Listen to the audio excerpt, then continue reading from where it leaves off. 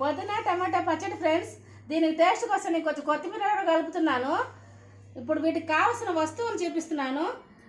ఆవాలు 1 స్పూను, ధనియాలు 1 స్పూను, శనగపప్పు 1 స్పూను, మినపప్పు 1 స్పూను, మెంతులు 1 స్పూను, ఒక పెద్ద స్పూను సైజుకి ఉప్పు, రాళ్ళుప్పు, ఒక కమలా సైజుకి చింతపండు, 6-7 పచ్చడికాయలు, 6-7 ఎండుమిరపకాయలు ఫ్రెండ్స్. కొంచెంగా పసుపు ఫ్రెండ్స్, పసుపు వేసుకోవాలి కంపల్సరీగా, ఏ పచ్చడికైనా బాగుంటుంది. ఇవే ఫ్రెండ్స్ కావాల్సిన వస్తువులు. మనం వేస్తాం రండి. శనగపప్పు, మినపప్పు, ఆవాలు, మెంతులు అండ్ ధనియాలు అన్నీ వేయించేసాను ఫ్రెండ్స్. పచ్చడికాయలు ఎండుమిరపకాయలు కూడా వేసి ఈ తీరం మాత్రం వేయించేస్తున్నాం మనం ఫస్ట్. ఇది అయిపోగానే ఇప్పుడు పుదీనా బాగా వేయించుకోవాలి ఫ్రెండ్స్. కొంచెం నూనె వేసి పుదీనా కూడా 2 స్పూన్లు నూనె వేసి వేయించుకోవాలి.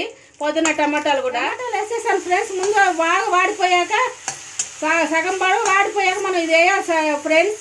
పుదీనా కొత్తిమీర వేసి వాడ్చుకోవాలా, పచ్చివాసన పోయే వరకు వాడ్చుకోవాలి బాగా. దీంట్లోనే మనం పసుపు కూడా వేసేసి వాడ్చుకోవచ్చు ఫ్రెండ్స్.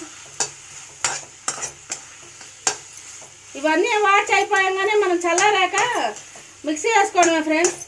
అది చూపిస్తాను మీకు. మాత్రం పచ్చడికాయలు ఎండుమిరపకాయలు ఉప్పు వేసి ముందు మిక్సీ కొట్టేస్తాను ఫ్రెండ్స్. చింతపండు వేసి ఇప్పుడు కొట్టుకోవాలి. చింతపండు కూడా వేసి కొట్టేస్తాను ఫ్రెండ్స్. ఇప్పుడు టమాటాలు పుదీనా వేసి కొడుతున్నాను.